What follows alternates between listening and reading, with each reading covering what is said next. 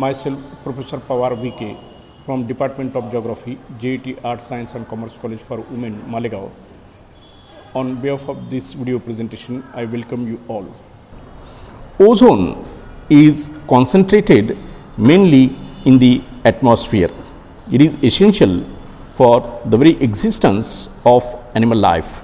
The ultraviolet rays of the sun are absorbed by the ozone, and thus it protects the earth from such harmful rays.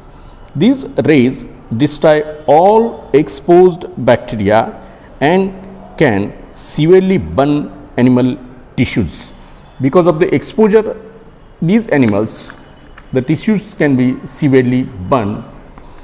Second component of the atmosphere is water vapor. This is highly variable constituent of the atmosphere. Through the process of evaporation, it is being continually added in the atmosphere. It mixes freely with the air and is invisible.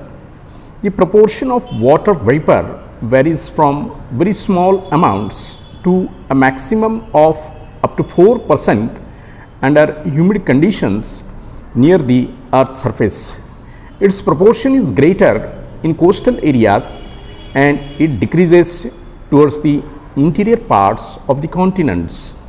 Water vapor is supplied to the atmosphere through the evaporation that takes place from the surface of the earth.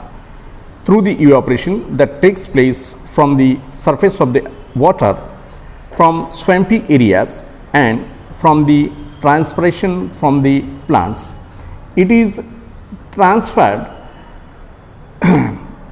The proportion of water vapor decreases with an altitude and it is virtually absent about 10 to 12 kilometers from the surface of the earth. Thus, it is concentrated only in the troposphere. Even at lower altitudes, its proportion changes from place to place according to the period of the day and the season. Though the amount of water vapor in the atmosphere is small, it is an important element for the following reasons. First reason is the heat utilized for evaporation is stored in the water vapor itself. Thus, the heat from the surface of the earth is transferred to the air through water vapor and is also stored in it. This is known as a latent heat. Second, clouds are formed due to the condensation of water vapor. Clouds reflect a large amount of insolation back into the atmosphere. Number third, water vapor is able to absorb heat and acts as an insulation blanket, thus preventing the rapid loss of heat from the earth's surface. Number four, the formation of weather elements in the atmosphere like clouds, mist, fog, frost, rain and snow is due solely to the presence of water vapor. Now, the next element, that is the third element of the composition of atmosphere, is dust particles. The troposphere contains innumerable dust particles. This third component of the atmosphere is also highly variable. The dust particles are microscopic and hence are not visible to the naked eyes. Due to their small size and weight, they float in air. They are of two types. Now, we will see the types of dust particles. Dust particles are classified into two groups such as organic and inorganic dust particles. The organic dust particles include microscopic seeds of the plants, pollen grains of flowers, and hanging bacteria in the air.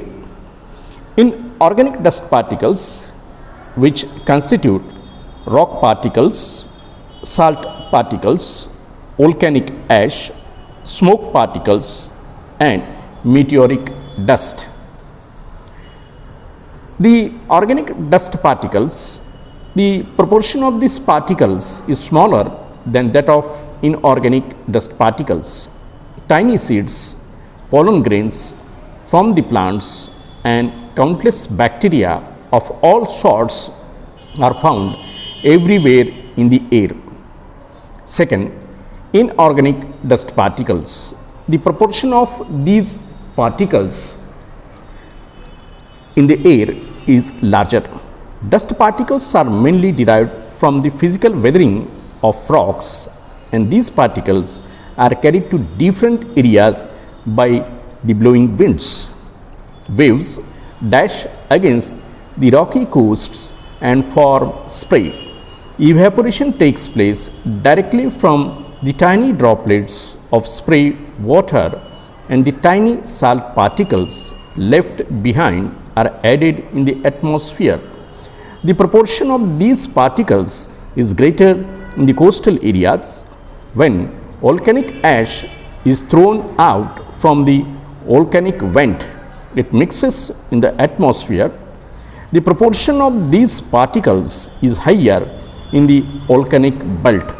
Factory chimneys constantly pour out smoke particles, and naturally they are found in larger numbers in the industrial areas than in the countrysides or in villages. When the meteors enter the upper layers of atmosphere or air, they burn due to the heat of friction, and these burnt particles are added to the atmosphere. Atkin, the scientist, has invented an instrument to count dust particles. According to his conclusions, the proportion of dust particles is highly variable. They are found on a large scale in industrial cities than in the countrysides. Their proportion decreases with increase in elevation. Now, the dust particles are an important component of atmosphere because their presence is an essence in the atmosphere. So, how they are very useful in the atmosphere, we will see one by one.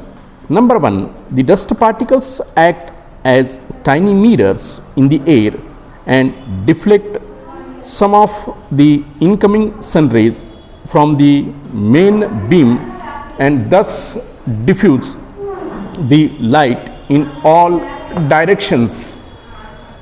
Number two, the sky appears blue only because of these dust particles. Number third, the red colors of sunrise and sunset, as well as the occurrence of twilight, is due to their existence.